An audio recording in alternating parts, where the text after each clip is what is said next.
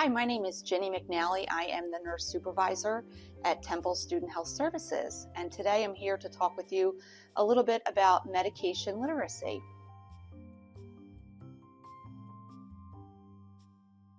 Great question. If we can properly read our medication prescription labels, we're going to decrease medication errors and we're going to ensure better completion of our therapy.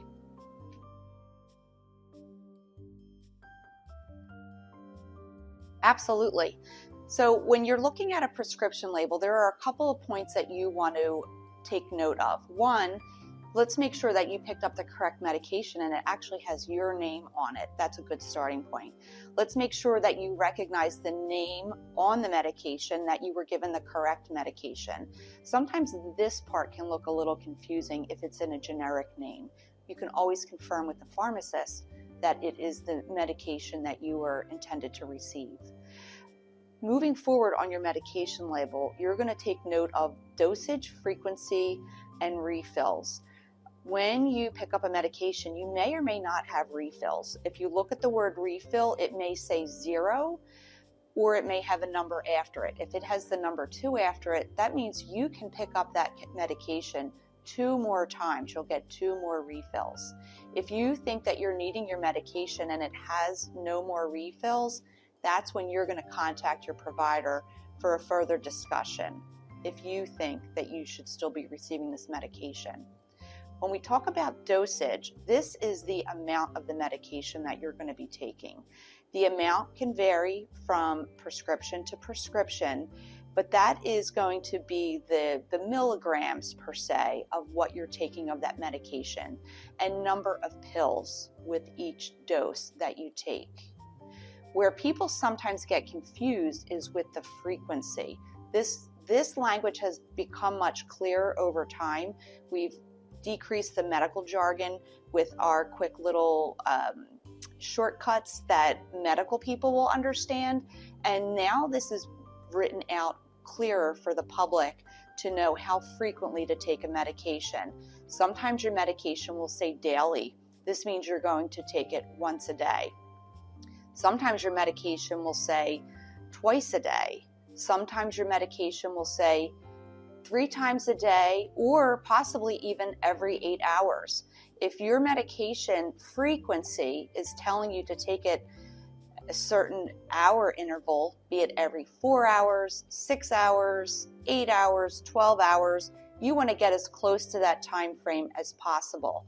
Maybe you're going to take it at 8 in the morning or 8 at night if it's telling you to take it every 12 hours. If something is telling you to take it 3 times a day or twice a day, you don't have to quite lock into that hard hourly time, but you want to be mindful that you are spreading it out as best as you can.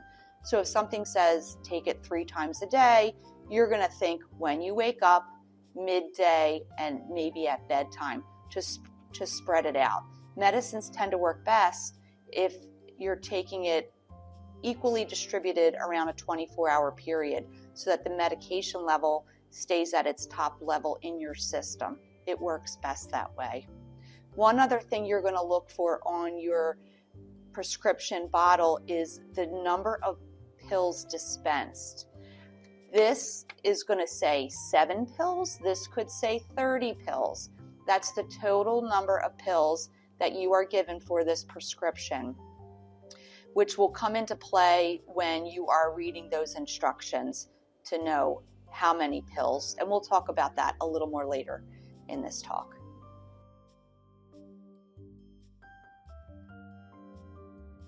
Some people will see an instruction that will say, take 2 pills twice a day. This is where some people get a little confused.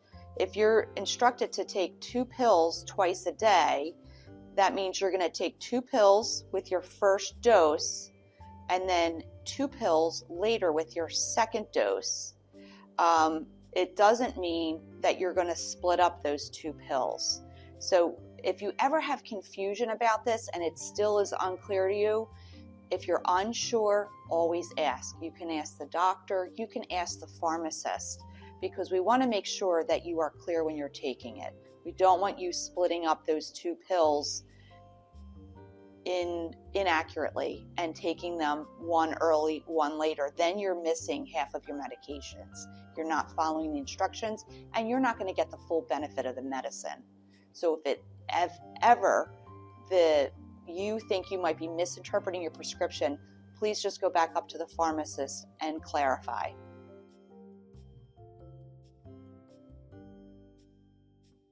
There are several ways you can find the best information to clarify drug interactions and drug information. First, I want to advise, don't go to social media for this information. And I'm going to use this example. If you are getting on an airplane, you're not going to let a teacher fly that airplane. You're not going to feel safe getting on that plane. So why are we going to take any medication information instructions from an influencer or somebody who is not of the healthcare profession? They're not an expert in this. So you want to go, just as we only fly on planes with a licensed pilot, you want to get all of your medication information from a healthcare professional. You have several avenues to do this. One is your doctor's office. Be it the doctor or someone else in that office can give you information that you are looking for. Second, pharmacies are a great resource for this information. The pharmacist is there to answer any medication questions you have. If you are looking for an alternative source of information that does not require speaking to a live person at your doctor's office or the pharmacy, there are reputable online sources, drugs.com being one of them. There are other online sources, but they are basically for healthcare professionals to resource. But drugs.com is one that you can plug your information question into. It will look at interactions for you and side effects for you. Those are the best avenues to take when getting information.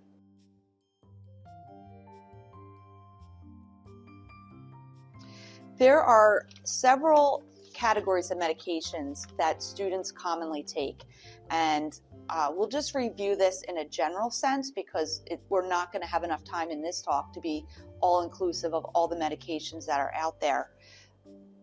Some of these categories that our college students are taking are antidepressants, anxiety medications, taking medication to manage their ADHD, antibiotics, and pain medications. What we need to consider when we're taking these medicines is what could they possibly be interacting with that we just haven't thought of. Let's say, for instance, you take an antidepressant and you have a cold. There are a certain category of antidepressants called SSRIs. This includes things like Prozac, Zoloft, Lexapro, and Celexa. These medications can have a bad interaction with cold medicines. So here's where you're going to need to talk to a pharmacist or a doctor to make sure that you're not just helping yourself to an over-the-counter cough medicine that can have a bad interaction with your antidepressant. Same goes for medications that you might be using to manage your ADHD. That's a stimulant medication. There are stimulants in cold medicines such as Sudafed that can have a negative reaction with your ADHD medications. So again, we can't always assume, even though over-the-counter medicines are considered safe, we have to know that they can have a bad interaction with a prescription medication, and we're going to need additional guidance when it comes to taking cold medicines if we're taking ADHD medications or an antidepressant medication. Again, this is where your doctor, pharmacist, or drugs.com online would be a helpful resource for you.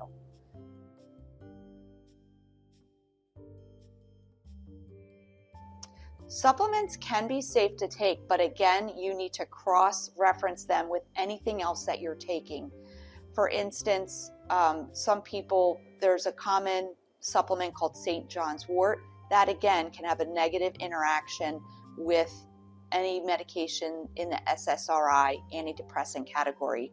Again, Prozac, Zoloft, Celexa, and Lexapro. So we do need to be very careful with supplements. We should always tell our doctor who's prescribing us a medication, all supplements that we take, be it a multivitamin or something else, they need to be aware of all of that because they have to take that into consideration when prescribing for us. We might need to change that. And I'd also like to mention, as we're talking about safety of supplements and interactions with over-the-counter medications, we need to talk about Tylenol for a minute. Tylenol is a wonderful over-the-counter medication. It helps us with pain, it helps us with fever, but it is in many, many products. So if you think you're taking cold medication and you want to add Tylenol to that, you need to look at the ingredient list of your multi-symptom cold medication, because guess what, everybody? Tylenol happens to be in a lot of other products. You don't want to double up on Tylenol.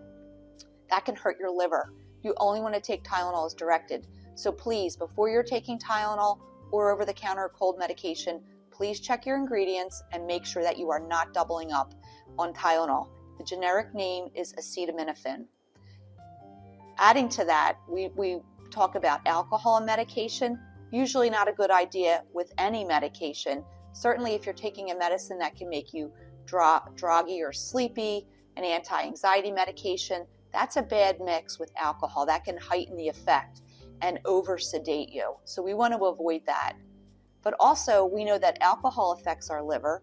We know that Tylenol, if taken incorrectly and in high doses, is bad for our liver. If you put those two together, that does a double whammy on your liver, and it magnifies the effect on your liver. So when you are having some drinks on the weekend, don't preemptively take that Tylenol to beat your hangover. Give your body a little break before you start taking any over-the-counter medicines. Let's keep our livers healthy.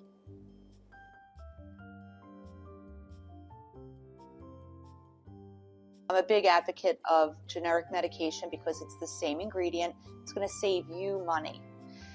Your prescriptions can come through generic unless your doctor specifically writes on there brand specific. If your doctor does not write brand specific, it's okay to use a generic medication. Make sure you know the name both in brand and generic, because generic names can sound very confusing and they can also sound similar to other medications. So make sure you are comfortable with knowing the name of your generic medication. In addition to that, over-the-counter medications, we don't have to go out and pay full price for brand names.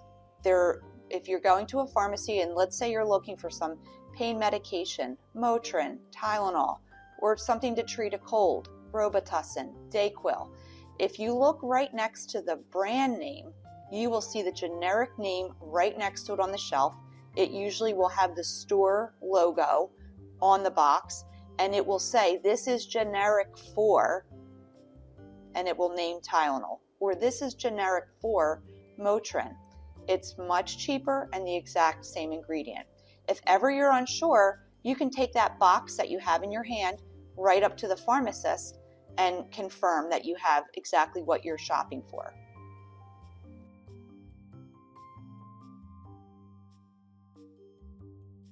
I think it's very wise to advocate for yourself at the doctor's office. To do this, ask questions. What am I taking this medication for? What should I be thinking of with this medication? What you can ask the doctor, what are the side effects? What are the pros and cons of taking this medication? And if the doctor is giving you instructions, it's best to repeat back your understanding to the doctor so that if you are misunderstanding anything the doctor has told you, they can correct it in that moment. So you can lead that in, okay, Dr. Smith, so this is what I'm understanding. You have me taking such and such medicine for such and such number of days, and I'll be taking it 3 times a day. Do I have that correct? So doing a teach back, verbalizing back to the doctor really makes your understanding clear to the doctor, and they can correct you in that moment, any misunderstanding, so that you leave there with the correct information. When you are advocating for yourself in the doctor's office, make sure you ask the doctor, how does this medication work? A lot of times we'll be more compliant if we truly understand how this is going to work and help with your problem.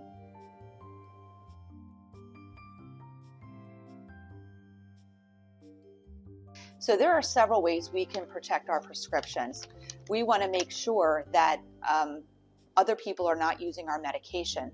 So keep them in a safe place. Medicine cabinets are good, or another secure space that you feel depending on your living situation, who has access to your spaces, it's never a good idea to hang on to old narcotics. We're going to talk in a little bit about how to return unused or expired medications. People have been known to go through other people's medicine cabinets and take medicines that they would like to have. So it's never a good idea to hold on to old medications. Same with unfinished antibiotics. It's never good to share antibiotics. You should always finish your antibiotics unless a doctor tells you otherwise. The reason being is if you don't finish your medicine, you might not completely beat your infection. So for instance, if you're taking antibiotics and you suddenly feel better on day 3 and you forget to keep taking it, you have essentially killed off the weaker bacteria, but the stronger bacteria that you have not yet killed off will replicate, and now they have become drug resistant. The antibiotic might not work anymore in beating that, and you might need a different and stronger prescription. And we really do have to work to minimize drug resistance out there, because there are some superbugs that are really tough to beat with traditional antibiotics. Same with if, let's say, you haven't finished your antibiotic, you saved a few pills in your medicine cabinet, your buddy has a sore throat, and you say, hey, I can help you. Look, why don't you take this? It worked for me.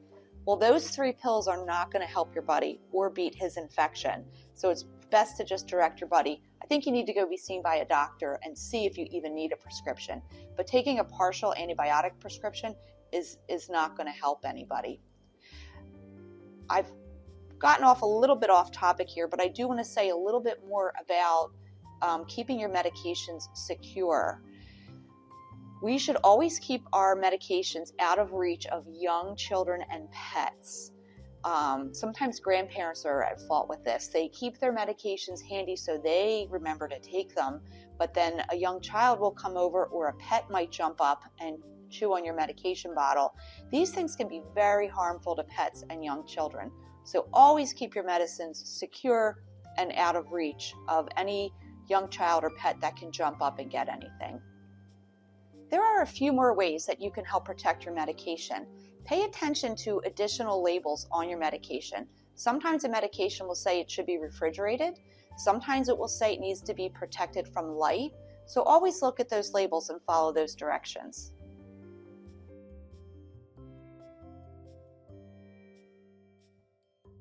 There are several points of confusion that we encounter with college students. Sometimes it's missed doses. And to that, I can't give you exactly one direction on what to do because that will vary from medication to medication. Sometimes it can be dangerous to double up if you miss a medication. So depending on what your medication is, if you've missed a dose, you want to clarify that with a doctor or pharmacist. That might be something in that moment when you're in the doctor's office and you're clarifying your instructions. You can ask that question then. Doc, in the event I do miss a dose, what do you want me to do? And write that instruction down if need be so that you are clear in the case of a missed dose of any medication. There are several other things that students can sometimes have confusion with. I would advise that you always read your labels, read the inserts that come with your medication. Don't hang your hat on identifying a pill just by looking at it, because there are ways that you can look up a pill finder, but pills can look very similar and we can assume, oh, this pill is for this when it isn't. So I would advise that you keep all your medications in their original containers for safety reasons, that you're not confusing pills. I've heard some horror stories. I know somebody who took their dog's medication, no joke, took their dog's medication by mistake. So keep your pills in their containers so that you can always identify them. Always know that your allergies. If you are allergic to a medication, this can create some confusion too. Some people assume that they're allergic to a medicine and don't know what kind of reaction that they had to the medicine. It could actually just be a side effect and not a true allergy. So this is where you're going to need more information. You're going to need to ask mom and dad, What happened to me when I did take that medicine?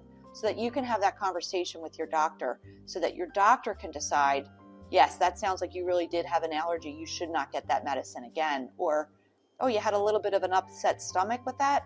We expect that to happen sometimes. That doesn't mean you're allergic, and we can give you that medicine again. So always know your allergies. Make sure you share that information with anybody who's writing any prescriptions for you. You also would, again, for safety reasons, make sure your doctor always knows anything else that you're taking. Read labels and ask questions if you don't understand.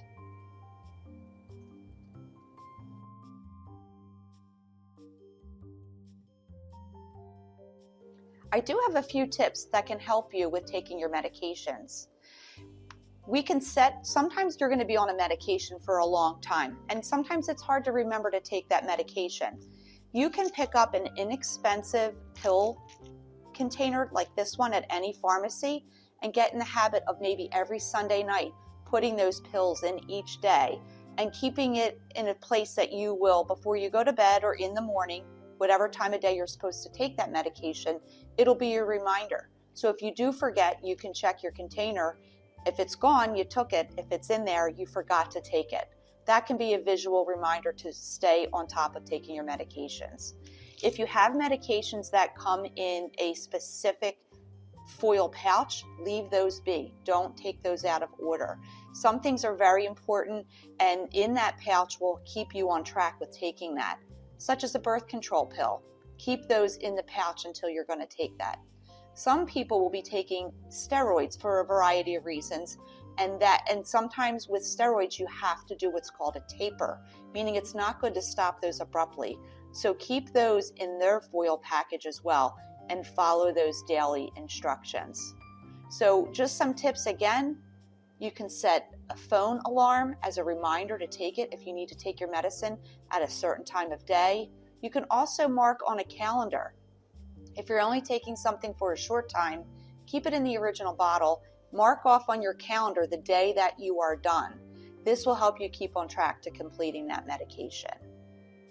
Also, follow additional instructions. If it says to take with meals or at bedtime, it's important to follow those instructions. It means that's what helps that medicine work best. It's there for a reason. Follow all instructions that come with your prescription when you pick it up. Pharmacies always have an insert with more information. It can be pretty lengthy and wordy. Just keep it handy. Don't throw it out. I know we're always tempted to throw that out. Keep it as a reference that you can refer back to. Same with over-the-counter medications. Over-the-counter medications always have instructions for use on that, so follow that as well. I just want to add to concerns with if you think that you took a medication incorrectly.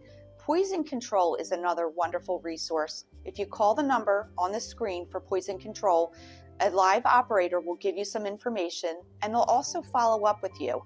They'll give you directions. They might say, based on what information you provide them, that this issue is okay, or they might say you need some more medical assistance for the amount of medication that you took incorrectly. I also want to mention that there are a couple medications that should never be stopped abruptly. If you are instructed to taper off of a medication, please follow that instruction. A big one for this is steroids. They tend to need to be tapered. So follow all instructions, and if you are unclear, ask your doctor or pharmacist how to follow that taper. Some students additionally take antidepressants and decide that they no longer want to take them. These should never be stopped abruptly.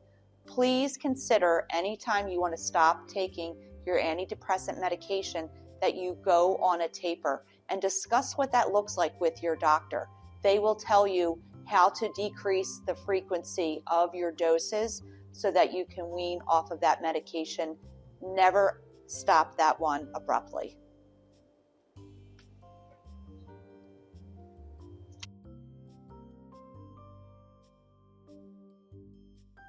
I'm Ginny McNally from Student Health Services. Thank you for listening today.